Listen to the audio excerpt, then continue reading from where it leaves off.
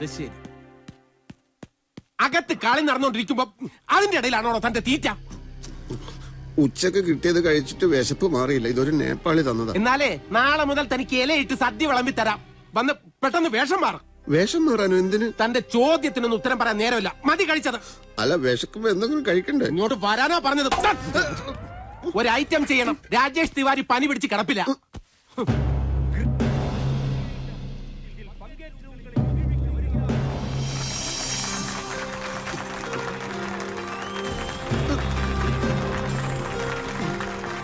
ഈ പീരങ്കിക്കകത്തോട്ട് കയറ്.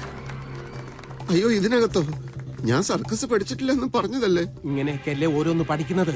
അല്ലെങ്കിൽ തന്നെ ഇതിലെന്ത് പഠിക്കാനിരിക്കുന്നു? ചുമ്മാ കയറി കിടന്നാ മതി.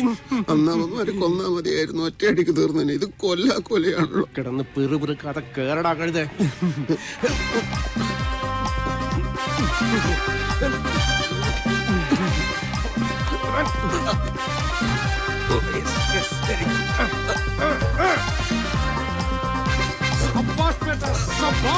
बहुत अच्छा भाई और बहनों, the great Indian पीरंगी jump.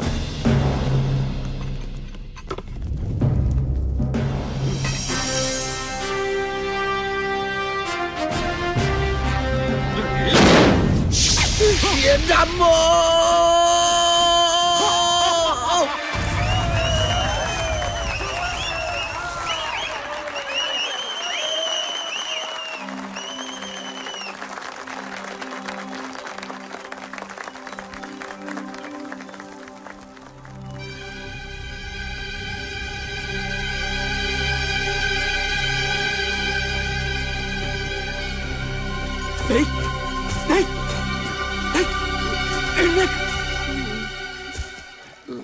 എഴുന്നേറ്റ് താഴെ വരാൻ.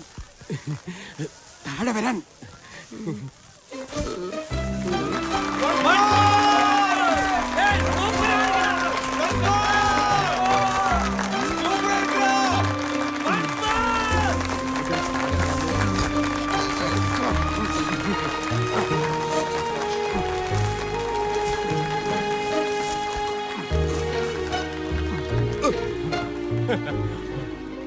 കുത്തബ് മീനാർ വടകരയിലാണോ? അതെ അതെ അതെ, പണ്ട് മുതലേ അവിടെ തന്നെ. മോമ്പാ വില ഇതാ. ഇവന്റെ ഫോളിംഗ് അസലായിരുന്നു. Thank you sir. ഓഡിയൻസിന്റെ കണ്ണ് തള്ളിപ്പോയി. തിവാരിയുടെ പനി മാറിയാലും ഇനി ഈ ഐറ്റം ഇവൻ തന്നെ ചെയ്താൽ മതി. Okay sir. അടുത്ത തവണ വീഴുമ്പോ തല കുത്തി വീണ ഒന്നും കൂടെ നന്നായിരിക്കും. അത് ഈസി ആയിട്ട് ചെയ്യിക്കാം. ഇവനാണൊരു അഭ്യാസി അല്ലേ? പോലീസിന്റെ അനാസ്ഥ അവസാനിപ്പിക്കുക.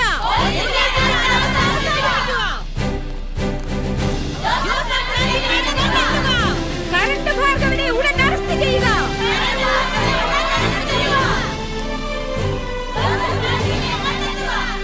അണ്ണാ, ഭാർഗവണ്ണ, അണ്ണോ, ഇയാളിത് എവിടെ പോയി കിടക്കുക?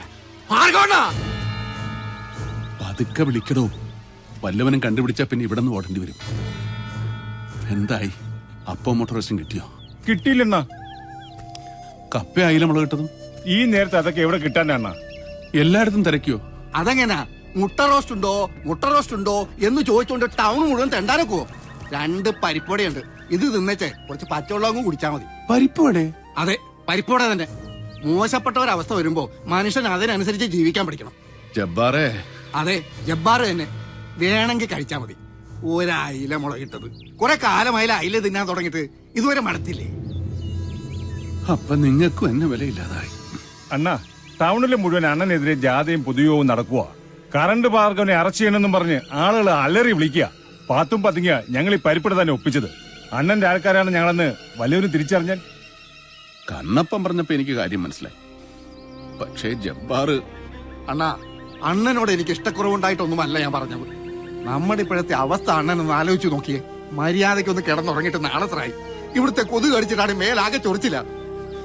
ഇനി അങ്ങോട്ട് എന്താവും ഒരെത്തും പിടിയില്ല. ടൗണിൽ പോയപ്പോ ഞങ്ങൾ ആലോചിച്ചതാ ബാർബർ ഷോപ്പിൽ കയറി മൂടി പറ്റി അങ്ങ് വെട്ടിച്ചാലോന്ന്, ആളറിയാതിരിക്കാൻ. ഒരു ഉപദേശം ചോദിക്കാമെന്ന് വെച്ചാ ഡോക്ടറെയും കാണാനില്ല.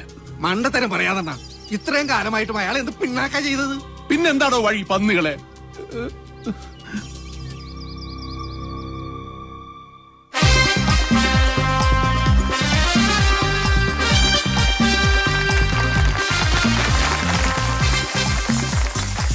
ഇങ്ങോട്ട് വരാനാ പറഞ്ഞത്.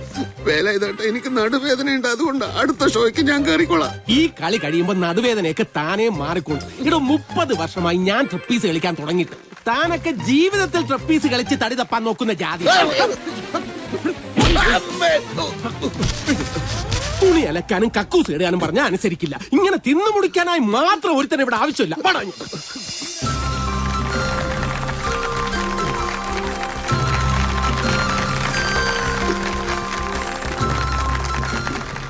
ഓഡിയൻസിനെ നോക്കി കൈവീശി കാണിക്കണ കഴുതേ.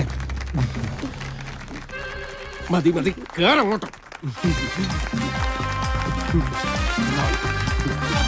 மீண்டும் மீண்டும் பார்க்க தூண்டும் உங்கள் நெஞ்சை விட்டு மாறாத இந்த பீரங்கி ஐட்டம் ஜம்போ ரஷ்யன் சர்க்கஸில்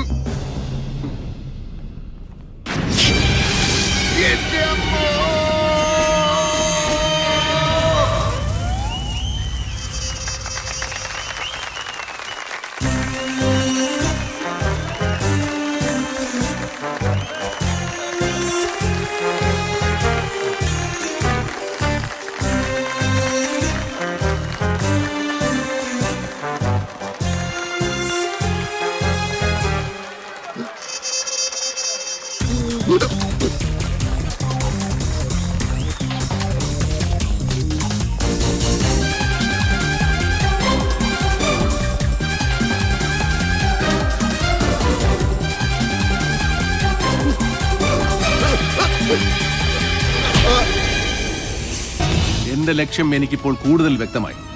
ഇതുവരെയുള്ള പ്രവൃത്തികൾക്ക് പ്രായശ്ചിത്തമാകണമെങ്കിൽ, അവന് പൊള്ളണമെങ്കിൽ രണ്ടിനും വഴിയൊന്നേ ഉള്ളൂ. തോട്ടങ്ങൾ കത്തി ചാമ്പലാവണം. അതുകൊണ്ട് ഞാൻ പുറപ്പെടുകയാണ് ഡോക്ടർ. അത് തന്നെയാണ് വേണ്ടത്. രാമനാഥൻ ഒരു മൃഗമാണ്. ഡോക്ടർ കരുതിയിരിക്കണം, പ്രത്യേകിച്ച് ഞാൻ തിരിച്ചു വരുന്നവരെയെങ്കിൽ. എനിക്കറിയാം. എനിക്കെന്തായാലും വിനോദിനെ എത്രയും പെട്ടെന്ന് കണ്ടേ തീരും. നമ്മൾ തമ്മിലുള്ള കാര്യങ്ങൾ, രാമനാഥനെ കുറിച്ച് എല്ലാം ഞാൻ അയാളോട് പറഞ്ഞു നോക്കാം. വിശ്വസിക്കുന്നെങ്കിൽ വിശ്വസിക്കട്ടെ. എന്റെ പെങ്ങൾ അയാളോടൊപ്പം ജീവിക്കാൻ ആഗ്രഹിച്ചു പോയതല്ലേ.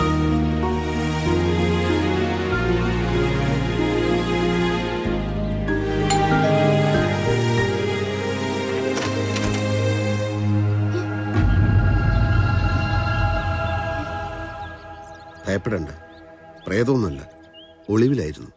വിനോദ് സ്ഥലത്തുണ്ടോ? കുളിക്കാണ്. ഡോക്ടർ ഇരിക്കൂ. ഇരിപ്പുറക്കാത്ത അവസ്ഥയാ, എന്നാൽ ഇരിക്കാതെ നിവൃത്തിയുമില്ല. എവിടെയായിരുന്നു ഇത്രയും നാൾ? പീരങ്കിക്കകത്തായിരുന്നു, ഉണ്ടയായിട്ട്. എന്ത് അനുഭവിച്ചു. ജീവിതത്തിന്റെ മറുകര കണ്ടു. ഇനി ഒരിക്കലും ഒരാളോടും ഐ ലവ് യു എന്ന് ഞാൻ പറയില്ല. പ്രണയത്തിനും ചാവല്യങ്ങൾക്കും അപ്പുറത്ത് ജീവിതത്തിൽ പലതുമുണ്ടെന്ന് ഞാൻ അറിഞ്ഞു. ഫ്രോയിഡും യൂങ്ങും കണ്ടുപിടിച്ചത് മനുഷ്യ മനസ്സിലെ ചില ദ്വീപുകൾ മാത്രമാണ്. ഞാൻ കണ്ടെത്തിയത് വൻ കരകളാണ്, വൻ കരകൾ. സൈക്കോ അനാലിസ്റ്റ് ഒരു ബലിയാടാണ്. മറ്റുള്ളവരുടെ പ്രശ്നങ്ങൾ ഏറ്റുവാങ്ങി സ്വയം കഴുത്തറക്കപ്പെടുന്ന ബലിയാട്. എവിടെയായിരുന്നു ഡോക്ടർ? എന്താണ് സംഭവിച്ചത്? ആരെ ഭയന്നിട്ടാണ് ഡോക്ടർ ഒളിച്ചോടിയത്? എല്ലാം വിശദമായി പറയേണ്ടതുണ്ട്. അതിനു വേണ്ടിയിട്ടാണ് ഓഫീസിലേക്ക് പോയത്. പക്ഷേ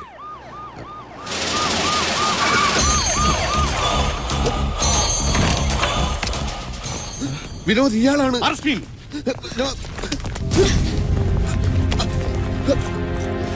ഭാർഗവനോട് ഉണ്ടാവുമെന്ന് ഞാൻ പ്രതീക്ഷിച്ചത്.